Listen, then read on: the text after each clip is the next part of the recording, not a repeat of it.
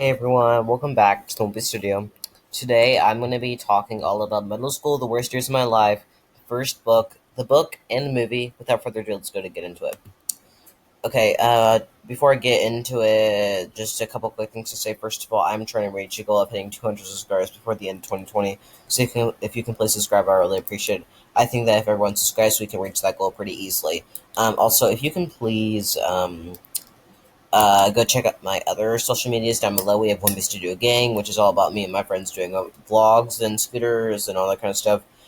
We have, besides Wimpy Studio Gang, we have my Instagram. And if you go follow my Instagram, you get a lot of updates and my schedules for the week, so you can know what is happening on my YouTube channel. You can go follow me on Patreon, and that's going to be a lot of fun. And you can go follow me on Twitch. So you have a lot of different options to choose from if you do not like the YouTube videos that I do. Without further ado, let's go ahead and get into the video.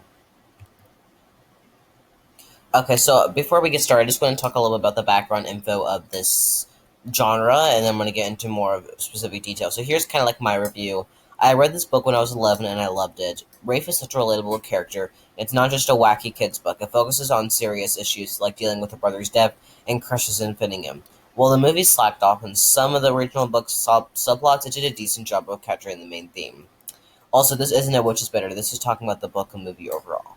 So my review, I think that it was good just to add a little review in. And to be honest, this is a really good genre. It's definitely one of my top middle school films. I mean, I've seen some middle school genres. I've seen better ones, but this is probably my top 10. My favorite one is currently Diary from a Kid because I love that. But this is definitely in my top 10. And I read it when I was 11. I'm 13 right now, so it's been a couple years. And I'm like, why don't I just go ahead and review it? We are going back to school, so yeah. And to be honest, you guys, if you want, you can comment down below what are your favorite middle school films. I might do an official ranking in a couple weeks, so you guys just stay tuned for that because I love doing rankings. I think that it's a lot of fun just to I don't know, just to rank different. You're just to rank, I love doing that. So without further ado, let's go ahead and get into the regular video. Okay, so we're gonna kind of start talking about the characters, each of them. There's a lot more characters in this, but I really don't want to. I have like a limit on recording now, and I'm just gonna try to get this 10 minutes max. So yeah, Rafe, a kid who gets bad grades and tests but is smart as well. He has had to jump from school to school. His brother Leo recently died, and he tries to break every single rule in the school with the help of his late brother. So Rafe is definitely a relatable character. I understand the jump into school to school. I understand fitting in. I understand all of his things. And while I don't know, I feel like I feel like this movie focused more on well, I'm gonna get to that on my subplot, but I think that Rafe is a really relatable character. If you relate to him, you should comment down below because I would love to hear why. Let's go with Rafe's family. Georgia, Rafe, and Jules are all close to each other. Bear is very annoying towards them, which he was in the book. Leo is Rafe and Georgia's late brother and Jules's son. He helps Rafe break every rule in the school. Jeanne is Rafe's crush, who's very for causes. And what I mean by that is that she really wants everyone to have a good life, even animals. And Miller is a nuisance and bullied to Rafe. So we're kind of going to get into the plot and kind of break it down. So Rafe is transferring to a new school, but his doodle notebook is immediately taken away from him by Principal Dwight. So there's a lot of dramatic scenes in here, and I was not expecting them to happen, but he does remind me a lot of Mr. Honey from Riverdale. And later on, I'm going to talk about why is that the connection. From then on, he and Leo attempt to break every rule in the school to get Principal Dwight off of his rocker, and for Blair to be canceled. And that's like some sort of like state testing thing or something like that, which I think that every school does. They just have a different name for it. He also has to deal with his mom's boyfriend, Bear, Carlos his real name, but by the end, they kick him out.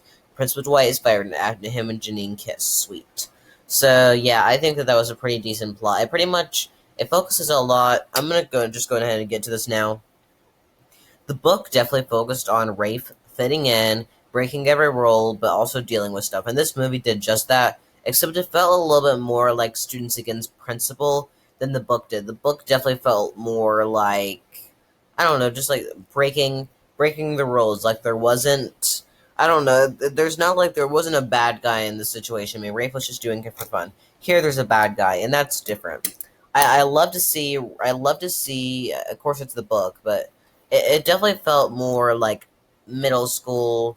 I love the middle school setting, but it definitely felt more like students versus the principal.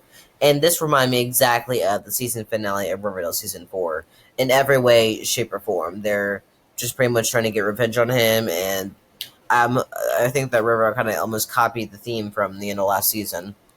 So we're gonna before we get into some other stuff, I kind of want to talk about some differences between the book and the movie. The first one is Miller's behavior. The book, Miller was a big jerk and bully, and I was expecting him to be like a bigger in this movie, but instead he's just like this like slim kid who all he does is really like is like a nuisance to him, and I was kind of disappointed that they really chose bad casting for him because all he does is like kick his chair and like I don't know. I have kids do that, but it's not like it really bothers me. It's not like they just do it like to be annoying. But in the book, he seemed a lot more bullyish, and I would have wanted to see a little bit more of him because he's such a minor and over. He's such a minor role, and it's so shallow, and that's why I'm really not a huge fan of Miller's character in the movie. They really played him wrong. They casted him wrong, and that was one of the biggest disappointments because Miller was definitely an interesting character. I'm gonna take a drink real quick. Okay, let's talk about Bear's annoyingness. So, Bear is Joel's new boyfriend, and in the book, he definitely was mean. He definitely was more lazy, and here he tries too hard to get Rafe. He tries too hard to get Rafe to be a good kid. In the book, he really just didn't care. He was just mean. But here, he tried, and it showed that here it showed how selfish he was throughout the whole thing.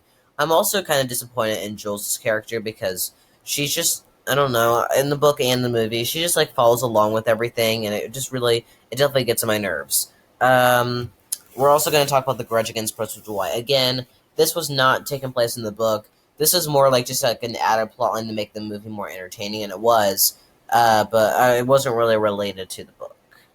Okay, we're going to talk about some awards throughout the whole thing. My favorite moment is Rafe interacting with Jeanne, Leo, and Georgia. Jeanne, Jeanne, because like I love that they kiss at the end. It was more of a happy ending because we really didn't get that with the book. But later, there's more and more books, and it focuses on this topic. I love to see his relationship with Leo, especially because like, he's not alive anymore. But I'm glad that they can still showcase that relationship because it's like I don't know. It's hard. It's really hard to deal with losing a brother. I've had to lose a niece before. It was really sad. And Georgia, I love to see how they have a better relationship in this film. That's more brother sister. I mean, they are brother sister, but it's a actual brother and sister relationship more than one annoying the other.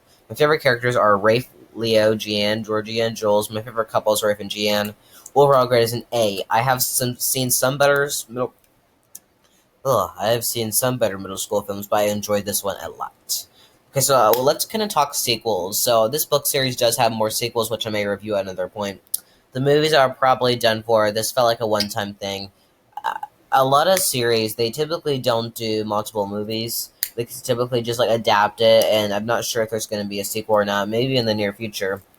It was released in 2016, and if it was released in 2006, I would have been like, yeah, probably not. But maybe there'll be more movies to come. But it definitely felt like a one-time thing. So I really like this genre. I hope to do more videos in the series. I hope that everybody has a safe journey back to school. Peace out, XOXO Wimpy Studio.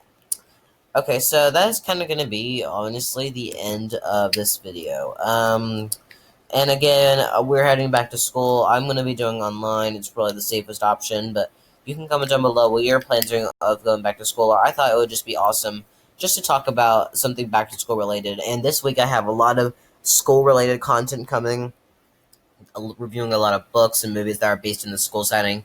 So be on the lookout for those. I think that those will be a lot of fun to watch and just to talk about, Besides that, there's really nothing else to talk about. Again, please go subscribe to Whippy Studio Gang. Of course, my channel, Patreon, as low as $1 a month. It's not that much to contribute. Twitch, and more. Anyways, I want to thank everyone for watching my studio. Like, comment, and subscribe, and turn on post notifications when you never miss an upload. Blah blah blah. Anyways, I want to thank everyone for watching my studio. Peace out. Bye.